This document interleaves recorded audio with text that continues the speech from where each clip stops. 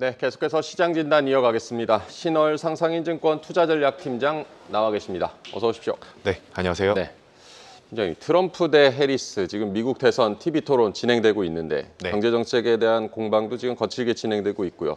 끝나고 난 뒤에 종합적인 평가 이런 해석은 필요하겠지만 대선 토론 영향은 어떻게 보십니까?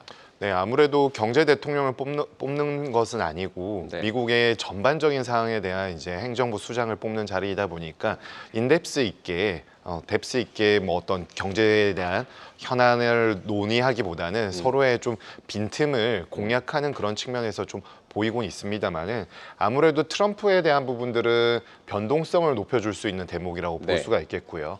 그나마 좀 관세나 어떤 여러 가지 재정 적자에 대한 부분들 우려가 부각될 수는 있겠지만 방산주 중심으로 국내 증시에서는 좀 수혜를 볼 수 있다라고 판단하고 있습니다. 반면 이제 해리스 같은 경우는 중국에 대한 관세에 트럼프가 상당 부분 역점을 두고 있는데 해리스가 된다라면 이에 대한 우려가 조금 완화가 될 수 있기 때문에 반도체 자동차 그리고 인플레이션 감축법에 대한 부분들 우려가 좀 완화될 수 있는 점은 2차 전지까지 좀 비교적 수혜를 볼 수 있다라고 판단하고 있습니다. 네. 어쨌든 두 후보의 지지율이 지금 팽팽한 상황이기 때문에 어느 한쪽으로 좀 베팅하는 것은 위험할 수도 있겠습니다. 네, 연준 얘기를 좀 해보겠는데 블랙아웃 기간에 지금 돌입을 했고 비컷 단행 여부가 지금 9월 FOMC에서 가장 큰 관심사가 되고 있는데요. 네. 팀장님께서는 비컷 가능성 어떻게 보십니까?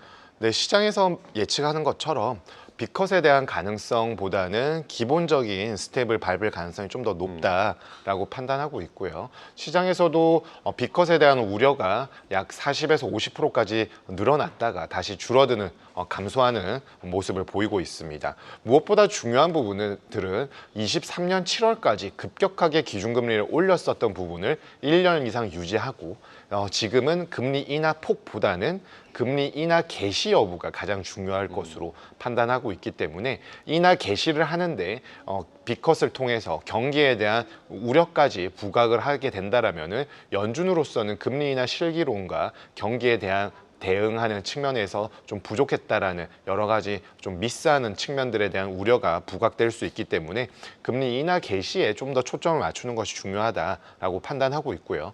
25bp 금리 인하를 통해서 안정적으로 긴축 통화 정책의 시대를 마무리하는 그림을 그릴 것으로 판단하고 있습니다. 즉 물가 안정과 완종 고용이라는 연준의 양대 책무를 달성하기 위한 무난한 정책 변화를 택할 것으로 판단하고 있습니다. 네, 어쨌든 금리 인하 개시 여부가 중요하다. 베이비 컷이라는 그런 안정적인 긴축 마무리를 예상하고 계신다라고 짚어주셨습니다. 비컷을 할 것인가 말 것인가. 그 결정에는 오늘 밤 나올 미국의 물가 지표가 네. 중요해 보이는데 8월 CPI는 어떻게 예상하고 계십니까? 네, 소비자 물가는 전월 대비 0.2%, 전년 동월 대비는 2.6% 예상하고 있습니다. 0.2%의 전월 대비는 유지가 되겠지만 전년 동월 대비 기준으로는 2.9에서 2.6까지 오름폭이 좀 축소할 수 있다라고 판단하고 있고요.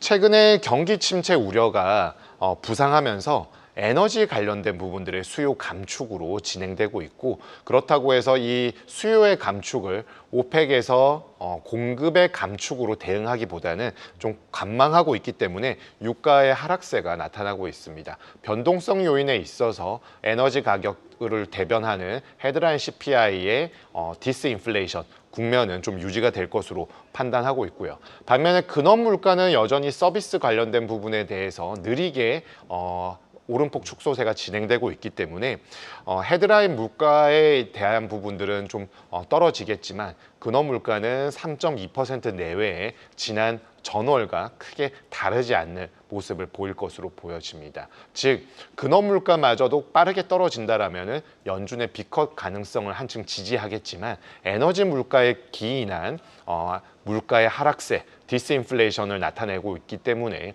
연준의 입장에 있어서는 기본적인 25bp 스텝을 밟을 가능성이 좀 더 높지 않을까라고 판단하고 있습니다. 네. 헤드라인 물가는 떨어지겠지만 근원 물가는 서서히 떨어질 수 있다는 점도 언급을 해주셨습니다. 사실 비컷이 경기 침체로 비춰지지 않을까 하는 부분이 좀 증시에는 우려되는 부분인데 팀장님께서는 미국 경기 상황 지금 어떤 상황으로 판단하고 계십니까?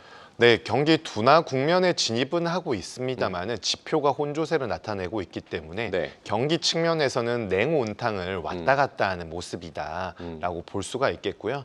경착륙보다는 연착륙, 즉 소프트한 랜딩에 가까운 흐름들이 이어질 가능성이 좀 더 높다라고 판단하고 있습니다.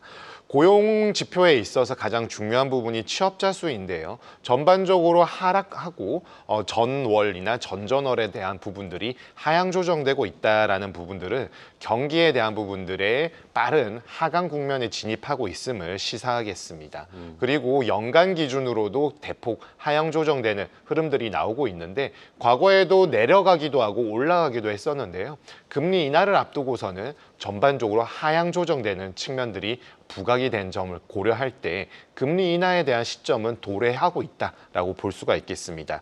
또한 NFIB 소기업 낙관 지수의 하락세, 양대 제조업 PMI 지표의 중립선 하회 등은 생산 능력이 저하되고 있음을 나타내고 있기 때문에 금리 인하를 대변하는 경기에 대한 부분들이 더 화랑, 그러니까 호황 국면으로 가고 있다는 것과는 정반대의 모습을 나타내고 있겠습니다. 그렇지만 미국 경제의 대부분을 차지하고 있는 서비스업에 관련된 부분들은 여전히 견조한 편을 나타내고 있고 지금 나왔었던 1분기와 2분기 GDP가 상당히 좀 견조했었고 또한 GDP의 지금 GDP 나우 3분기에 대한 GDP 또한 상향 조정되고 있다는 점은 경기에 냉각되는 부분들은 우리가 금융시장에서 초점을 가지고 있지만 전반적으로 다 차지하고 있는 서비스업과 같은 내수에 대한 부분들은 아직 냉각까지는 아니다라는 점을 지지하고 있기 때문에 미국 경기에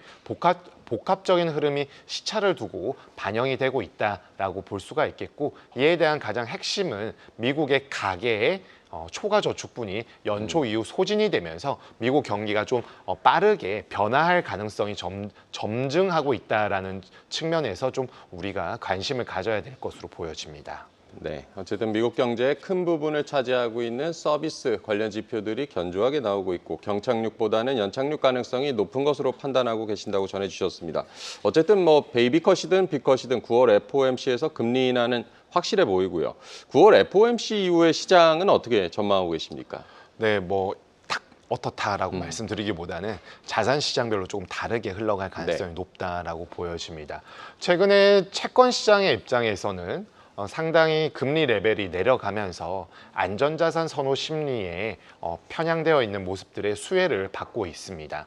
다만 금리의 하락세는 이어질 가능성이 높겠지만 만기물별 금리의 하락폭은 결국 연준이 금리 인하를 어떤 스탠스로 할 것이냐, 즉 금리 인하의 속도에 달려 있다라고 볼 수가 있겠고요. 금리 인하 속도가 가팔라진다라면은 장기채보다는 단기채의 금리 하락세가 좀 더 진행될 수 있겠습니다만은 베이비컷으로 진행이 될 경우에는 만기물별 금리의 하락폭이 그렇게 차별적으로 진행되지는 않을 것으로 보여집니다.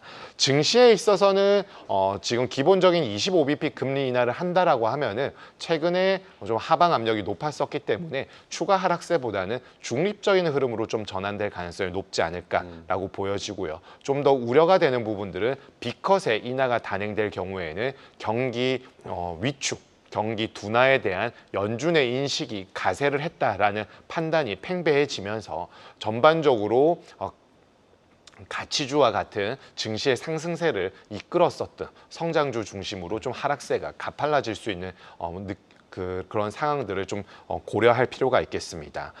달러에 대한 부분들은 안정적인 흐름 예상하고 있습니다. 이미 달러는 상당 부분 약세 압력이 노출이 되었었고요.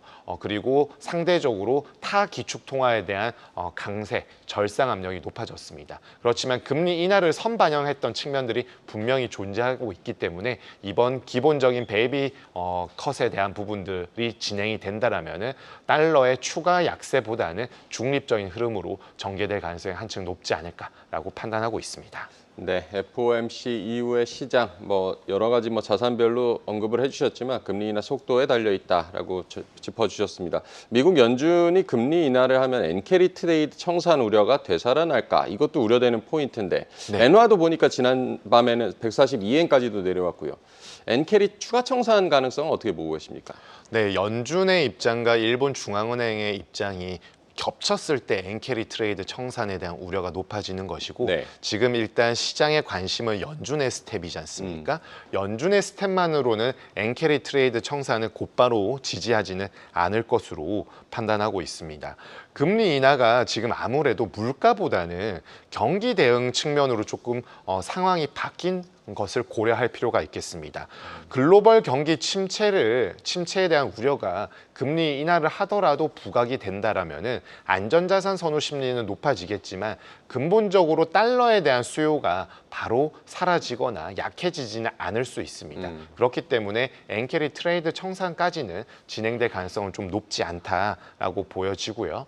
전반적으로 가장 우려되는 부분들은 미국은 금리를 내리고 일본은 금리를 올리는 상황에 있는데 일본의 금리 정책이라고 한다라면은 미국과는 좀 대조적으로 다소 좀 비밀에 가까운 신비주의를 좀 택하고 있기 때문에 쉽게 예측하기는 어렵겠습니다만은 엔화의 절상 흐름이 나올 때에는 일본 중앙은행의 스탠스가 긴축으로 갈 가능성은 높다라는 점을 시사하겠습니다. 그렇지만 지금 연준의 입장을 확인해야 하고 11월까지는 미국 대선 국면에 있기 때문에 일본 중앙은행 입장에 있어서도 과감하게 금리 인상을 통해서 금융시장의 변동성을 자극할 수 있는 스탠스를 과감하게 취할 가능성은 제한적이지 않을까라고 판단을 하고 있기 때문에 그 이후에 확인을 하고 대응할 것으로 저는 판단하고 있습니다. 어쨌든 뭐 엔캐리 트레이드 청산 같은 경우는 일본 중앙은행의 움직임도 중요할 텐데 일본 중앙은행은 좀 신중하게 움직일 것이다라고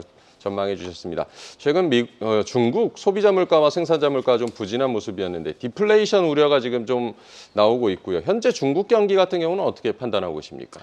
중국의 성장세에 대한 부분들은 아무래도 좀 연착륙을 넘어서 경착륙에 대한 우려가 존재하는 상황에 있고 미국보다는 경기에 대한 부분들 둔화의 압력이 좀 더 크다라고 네. 판단하고 있습니다. 성장세에 대한 부분들은 이제 눈높이가 낮아져서 5에서 4%로 가는 상황에 있고요. 물가까지 여기에다가 좀 우려를 더하는 상황으로 볼 수가 있겠습니다. 아무래도 시장에서 가장 관심 있게 보는 지표들은 소비자 물가와 생산자 물가가 되겠는데요. 7개월 연속 오름세를 나타내고 있는 중국 CPI는 이번에 0.6% 상승을 했습니다. 그렇지만 시장 전망치 대비 0.1%포인트 하향되면서 0%를 벗어나지 못하는 흐름을 나타내고 있고요. 세부 항목 중에서는 뭐 채소, 돼지고기 가격 같은 부분들이 각각 20% 초반, 10%대 후반을 나타내면서 식품 물가가 좀 높아지는 모습을 보였습니다. 그렇지만 폭우와 폭염과 같은 계절성 요인이 나타났기 때문에 식품의 물가 상승이 중국의 물가를 견인할 가능성은 그리 높지 않다라고 판단하고 있고요. 거기에다가 생산자 물가는 23개월 연속 하락세를 시현하고 있기 때문에 시장의 수요 부족, 원자재 가격의 하락 요인까지 존재하면서 그동안에 해결되지 못하고 있는 부동산 시장의 침체, 청년 실업률, 지방 부채와 같은 근본적인 경제 난제들을 해결하지 못하는 상황에 있기 때문에 디스인플레이션이 아니라 디플레이션으로 가는 길목에 있다라는 판단에 중국의 경기 부진 그리고 미국 대선을 통해서 중국에 대한 지금 패권 경쟁 구도에 있어서 중국의 좀 불리한 국면들 이러한 것들이 공이 전부 좀 총체적으로 어려운 상황들을 좀 지지하고 있다라고 볼 수가 있겠습니다. 네, 중국 경제 같은 경우는 디플레이션 길목에 있다라고 짚어주셨습니다. 최근 드라기 전 ECB 총재가 유럽 경제의 경쟁력 둔화에 대해서 쓴 소리를 했던데요. 네. ECB가 우리 시간으로 내일 밤 기준금리 결정하는데 어떻게 전망하고 계십니까? 네, 아무래도 유럽은 지금 선거와도 겹쳐져 있고 네. 극우 세력들이 좀 부상을 하면서 이런 좀 배타적인 모습들이 나오는데 이거는 드라기 전 총재가 얘기한 것처럼 경기가 좋지 못함을 시사하고 있다라고 볼 수가 있겠습니다. 러시아 우크라이나 전쟁이 계속 지금 2년 이상 끌고 있고요. 이 이후부터는 경기 모멘텀이 크게 꺾이면서 미 연준의 금리 인하가 나타나기 전부터 ECB는 금리 인하에 대한 스탠스를 밟아왔습니다. 이에 대한 타겟책으로 중국의 유럽에 대한 투자를 적극적으로 유치하고 있습니다만은 전반적으로 미국이 이러한 중국에 대한 투자 스탠스를 좀 제어를 하려는 모습들을 나타내고 있고 오늘 토론회에서도 나오고 있지만 관세 부과에 대한 부분들이 크게 이슈가 되고 있는 상황들 그리고 서유럽 국가들의 재정 긴축 등을 고려할 때 향후에도 ECB는 금리 인하 기조를 띠겠습니다마는 그럼에도 불구하고 경기에 대한 둔화 우려를 해소하기에는 역부족일 가능성이 높다라고 판단하고 있습니다. 네, ECB 통화정책회의도 지켜봐야겠고요. 어쨌든 뭐 이렇게 각국이 통화정책에 속도를 내고 있고 앞으로 외환시장 움직임도 우리가 좀 주목을 해봐야 될 텐데 환율 같은 경우는 어떻게 전망하고 계십니까? 네, 미국 달러는 결국 연준의 스탠스와 가장 맥을 같이 했다라고 볼 수가 있겠고요. 연준의 고강도 긴축 정책에 대한 마무리 국면에 접어드는 관측이 높아지면서 미 달러화 레벨은 105에서 101 레벨까지 지금 내려온 상황에 있습니다. 그리고 안전자산에 대한 선호 심리가 높아지고 일본 중앙은행의 금리 인상이 나타나고 있으면서 일본 엔달러 환율은 상당히 3분기 이후부터 절상이 되는 흐름들을 확인하고 있습니다. 결국 핵심은 우리나라 원달러 환율에 어떤 영향을 미칠 것인가 이 부분인데요. 미국 달러의 점진적인 약세는 원화의 점진적인 절상을 야기할 가능성이 높다라고 보여지고요. 다만 아시아 통화에 대한 절상 흐름이 일본 엔화부터 촉발이 될 수는 있습니다만은 이럴 때에는 변동성이 높을 때에는 원화가 엔화만큼 강하게 절상되기는 어렵다라고 볼 수 있습니다. 비기축 통화의 그런 근본적인 약점이 드러나는 구조라고 볼 수가 있겠는데요. 그렇기 때문에 원달러 환율이 1,300원 후반에서 1,300원 초중반까지 떨어지는 환경은 확인을 했었지만 미 연준의 금리 인하는 이미 선반영이 된 측면들을 고려할 때 큰 폭의 하락세보다는 제한적인 하락세를 통해서 하반기 즉 9월과 4분기에는 1,300원 초반을 테스트하는 국면이 진행이 되겠고 레벨은 1,320원에서 1,350원대에서 변동성을 나타낼 가능성이 좀 더 높다라고 판단하고 있습니다. 네, 요즘 뭐 우리 증시가 방향성 잡지 못하고 지금 오락가락하고 있고요. 지나고 보면 이렇게 뭐 좀 증시가 전반적으로 레벨이 낮았던 시기에 좋은 종목을 좀 담을 수 있는 기회가 되기도 하는데 지금 같은 시기에 조금 눈여겨보고 담아볼 만한 섹터들 어떤 것들이 좀 있을까요? 네, 아무래도 연준의 금리 인하에 대한 스탠스가 네. 확인이 될 때에는 바이오주로 좀 눈이 돌아가게 되어 있죠. 거기에다가 미국 생물보안법 수혜까지 기대되고 있고 네. 금리가 하락하게 될 경우에는 이렇게 자금 조달과 여러 가지 측면들에서 바이오 관련된 제약 바이오 관련된 훈풍이 좀 불 수가 있기 때문에 이러한 부분들 좀 좋게 보고 있습니다.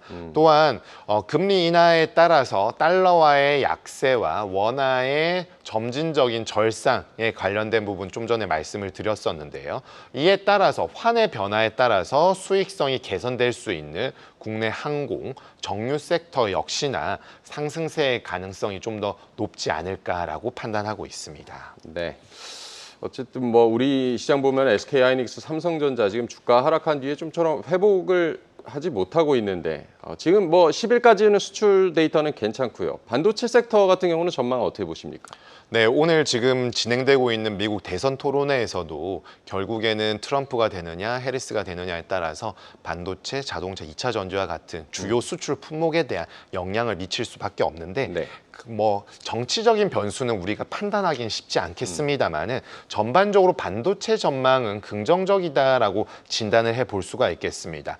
AI 관련된 캐펙스가 일단 유지되고 있습니다. 그리고 AI에 탑재되는 디바이스에 실리게 되는 메모리 반도체의 수요 증가는 이제 상당 부분 견조하게 진행될 가능성이 높습니다. 이러한 부분들이 반도체에 대한 업종은 긍정적인 영향력을 미치겠습니다만은 글로벌 경기 침체에 대한 부분들 그리고 미국의 대중국 제재와 같은 부분들은 이를 긍정적인 전망을 좀 제약할 수 있는 요인으로 판단할 수가 있겠고, 그동안에 이런 수요의 증가에 대해서 선제적으로 투자를 하고 재고를 작년에 좀 쌓여있던 부분을 해소를 했었습니다만은, 이러한 부분들이 수요에 대응하는 재고의 증가가 어떤 식으로 좀 영향을 미치는지를 좀 판단해 본다라면은 향후 정치적인 불확실성 때문에 수요가 급증하기보다는 좀 우상향하는 그런 그림을 예상하고 있기 때문에 긍정적이나 아주 밝은 미래만 있다라고 보기보다는 불확실성의 요인에 의해서 좀 범피한 로드를 갈 가능성이 좀 더 높지 않을까라고 판단하고 있습니다. 네, 이제 곧 추석 연휴 시작되고 추석 연휴 직후에는 우리가 FOMC 결과를 좀 받아들이게 되는데, 남은 9월 시장 대응 전략도 짧게 부탁드리겠습니다. 네. 자동차 금융 섹터에 대해서 긍정적으로 좀 생각을 하고 있습니다. 밸류업 프로그램에 따라서 배당 수익률 상승이 좀 기대되고 있습니다. 다만 매크로적으로 아주 금리 인하가 된다고 해서 긍정적으로 밝은 증시의 환경이 구축되기는 어렵다라고 판단하고 있습니다. 금리 인하가 된다고 하더라도 물가에 대한 부분 측면을 조금 부상이 될 것이기 때문에 경기에 대한 우려는 당분간 좀 잔존해 있다라고 판단을 하겠고요. 금리 인하에 따라서 그 지수에 대한 흐름들은 전반적으로 중립적인 흐름, 최근에 상당히 떨어졌기 때문에 하방은 좀 견조해지겠지만 상단을 열기 위해서는 좀 전에 말씀드린 수출 동력에 있어서 불확실성이 조금 경감되는 흐름들을 확인을 해야 하나, 경기 측면과 정치 이벤트에 대한 불확실성이 내재되어 있기 때문에 다소 보수적인 스탠스를 권고드리는 바입니다. 네, 다소 보수적인 포트폴리오를 권해주셨습니다. 오늘 신월 상상이증권 투자전략팀장과 얘기 나눠봤습니다. 고맙습니다. 계속해서 다양한 경제 이슈를 알고 싶다면 구독과 좋아요, 알림 설정 부탁드립니다. AI 캐스터 권미정이었습니다.